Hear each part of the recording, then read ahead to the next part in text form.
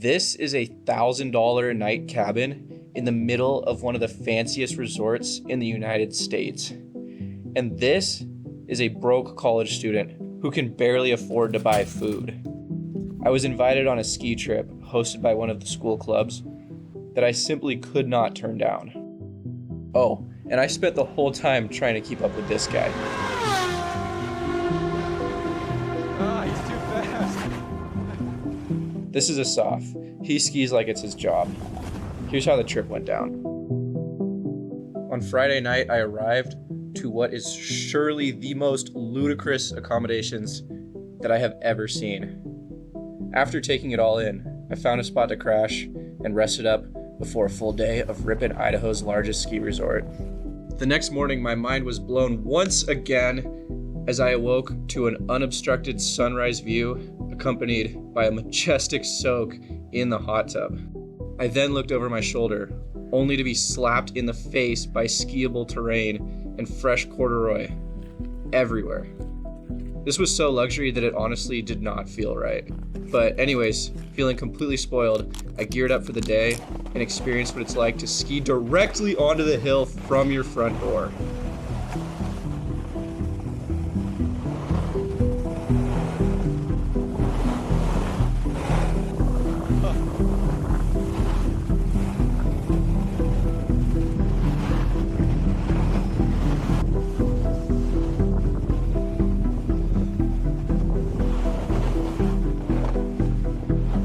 So, this is Schweitzer Mountain. With almost 3,000 acres of skiable slopes, 2,400 feet of vertical drop from top to bottom, and multiple peaks dividing the terrain into two huge bowls.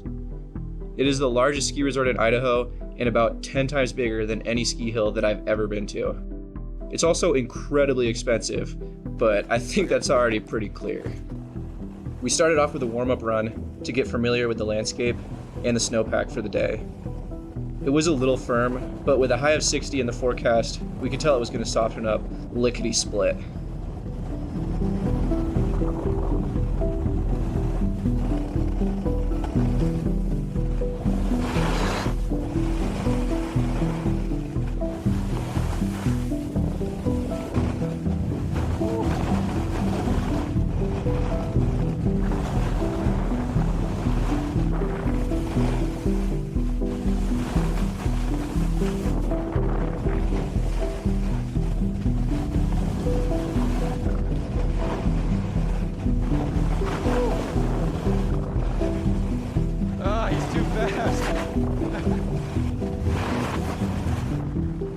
After only one measly warm-up lap, Asaf was already dragging me over to the first black diamond of the day. Now, I'm certainly no stranger to the steeps, but this one was freshly groomed, fairly firm, and very likely to send me skydiving. As I watched Asaf disappear at a speed that made no sense, I committed to staying on my feet rather than getting down as fast as possible. Here's what that looked like.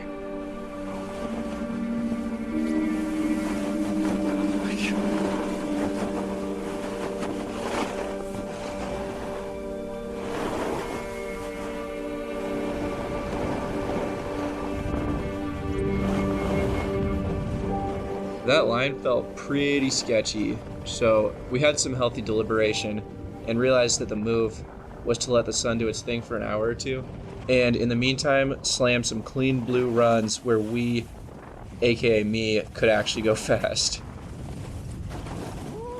I did my best to keep up with Asaf, but this dude rips, and he told me he was taking it easy that day.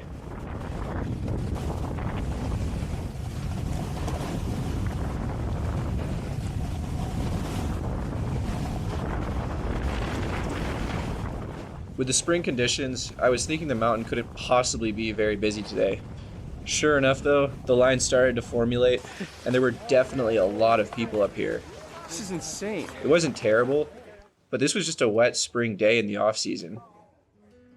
There's another base area that happens to be much lower than the one we started at, and to get there, you have to ascend the highest peak. This meant that from the top, we could link up a brutally long run that spanned almost 3 miles and dropped 2,400 feet. So that's what we did.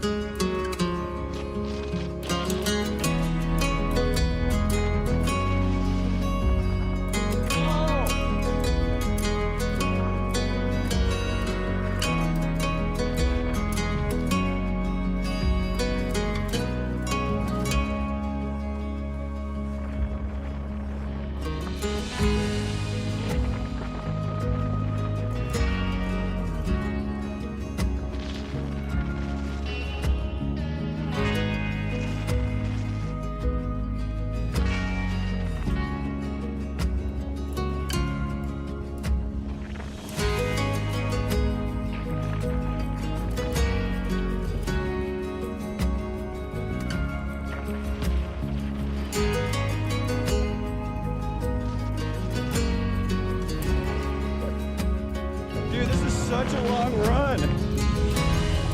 This line went on for eons, and by the end of it, my legs were just about ready to give out. Now that my legs were damn near useless, we found ourselves standing at the top of something I mistook for a vertical drop-off. Oh my God, dude. Approaching the edge of this double black diamond felt like I was getting ready to jump out of a plane. I'm totally not doing this. I'm doing it. I should be okay. Oh my God, dude.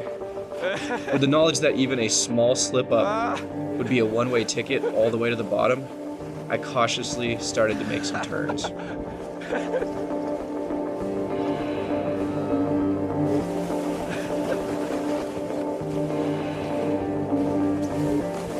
It seemed okay at first, then it got steeper. Too steep. Too steep right there.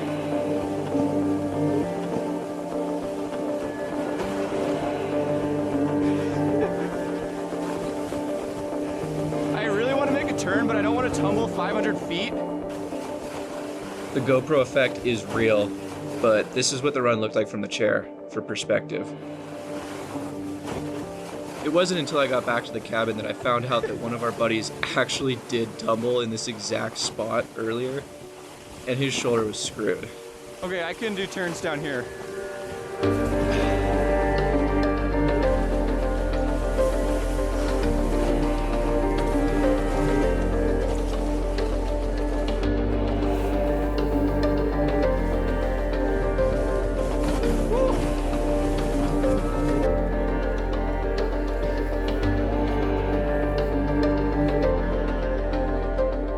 Leave it to a soft to kill it all day, but as soon as I point a camera at him, he eats it.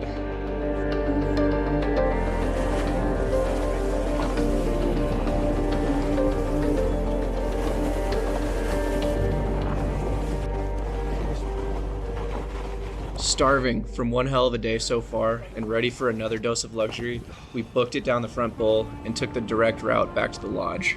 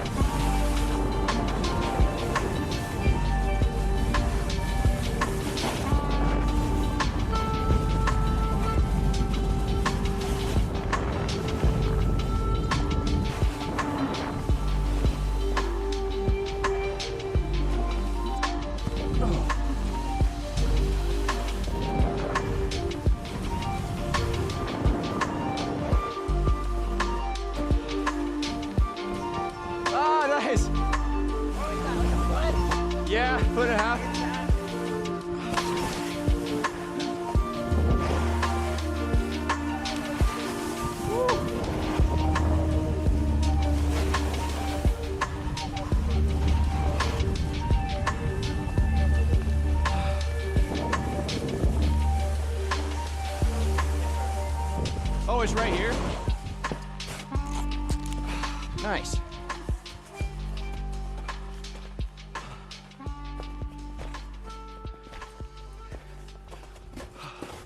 With a mountain this big, it's easy to get sucked into hitting the same faces and completely overlook the rest of the terrain. The peak that we started on in the morning has this whole other ridge off of it that we hadn't even touched yet. I was excited for this one since I knew that pristine lake view was gonna hit hard. We went all the way down the ridge to get as far out into the new territory as possible. What we found on the other end was not what we expected.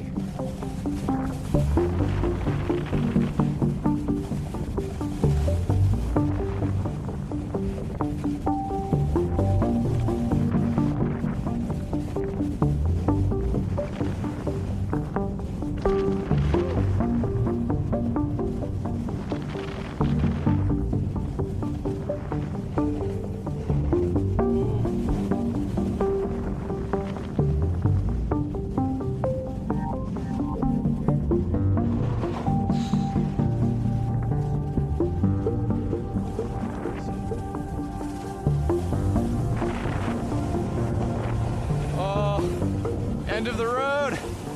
Whoa, dude, look at that view, though. Oh, dude, this is bad. The thing about this slope aspect is that because of the angle, it was in the shade for most of the day, and the tall trees did not help with that either. It was basically just a chopped up ice pile. I didn't even bother recording much of it since it all basically just looked like this.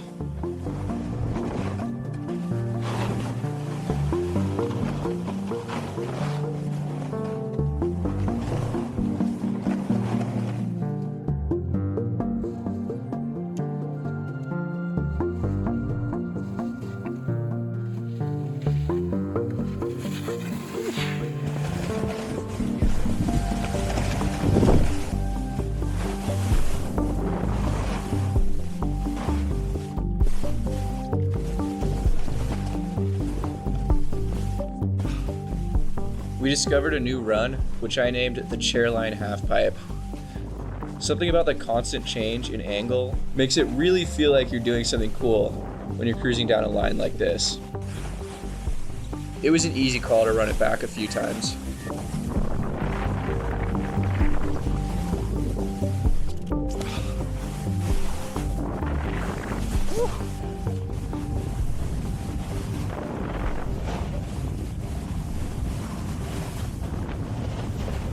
Back on the North Peak, we found ourselves in double black diamond territory again. With the sun performing its evening migration, these aspects were now completely in the shade and probably transitioning from soft to bulletproof by the second. This one's even worse. We sure as shoot were not in the mood for a lethal fall today. So with this information, we continued along the ridge in search of something that wasn't so steep, only to find out there was a whole other section of Schweitzer that we didn't even know about. The ridge terminated in a T-bar, which took us to the northernmost boundary of the resort. How does this work? I'm gonna ask this guy. He's a snowboarder. To be honest, I didn't even know what this thing was at first, but the lifty set me up with a banger tutorial. You're starting to get ruts, so you'll just keep whacking into each other.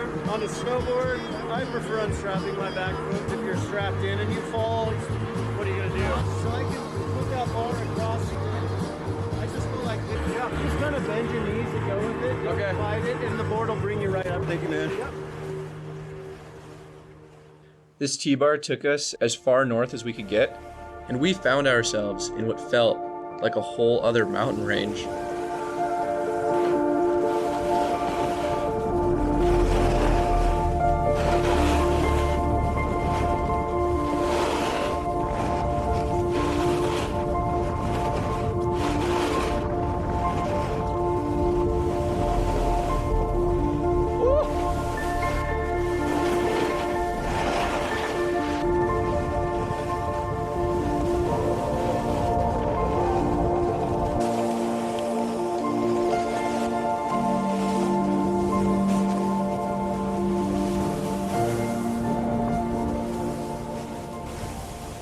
Whenever I'm riding, it's easy to just slap the cam on my head and forget it's even there.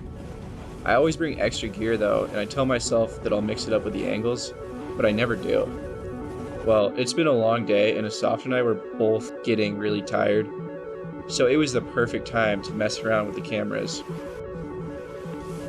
I need to do this more often because these shots give you a perspective that's absolutely bonkers.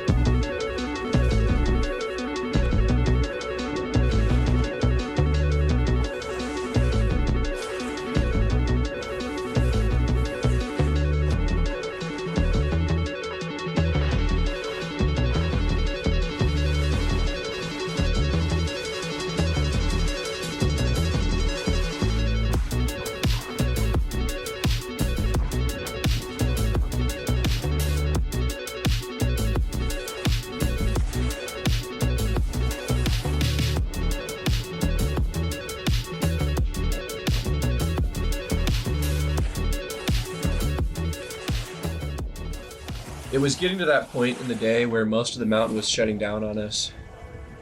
Okay. We diverted our attention back to the front bowl and started making our way to a run that we had seen earlier from the chair. I'm trying to figure out where it is. It looks like it's further. It's like over there. We somehow completely blew past it, and we were forced to find another way back to the one chair that still spun. Sometimes that's how it is out here, but when you're on soft snow and you're making turns, there's really nothing to complain about.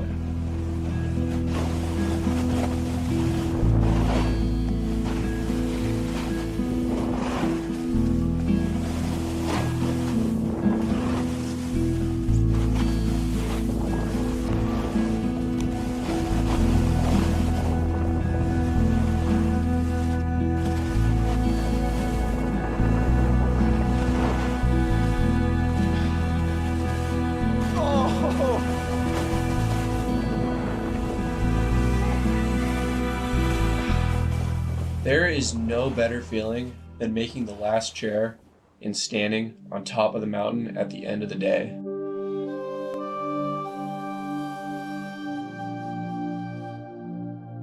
We were in no rush to get down, but once we did, the chairline halfpipe was an obvious choice. This lap was pretty surreal, with the mountain being fully cleared out by this point. Since we knew that we were descending down to a closed lift, we made sure to take our time and put a primo end to a truly phenomenal day of riding.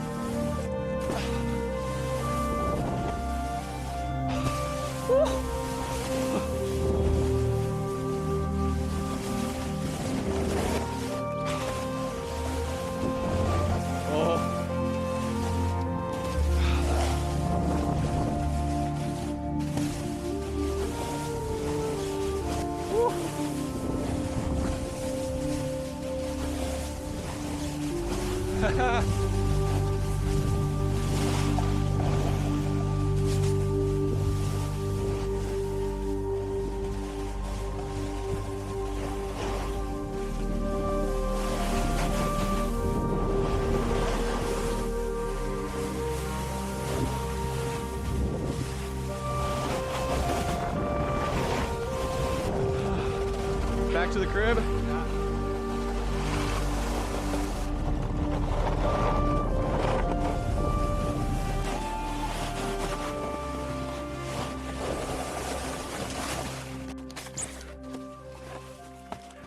We were fortunate enough that we got to spend another night at this beautiful beast of a cabin. I don't really feel like I belong in a place like this, and I sure as flip won't be able to afford it anytime soon. So I made sure to take advantage of it one last time with another hot tub sunrise sesh before calling it a trip. So that was Schweitzer, the most expensive ski resort that I've ever been to. All I can say is you really do get what you pay for in the form of endless terrain accessed by high-speed lifts and a base area that's reminiscent of a Swiss mountain village. After this trip, I am dangerously tempted to get a season pass lined up here for next winter.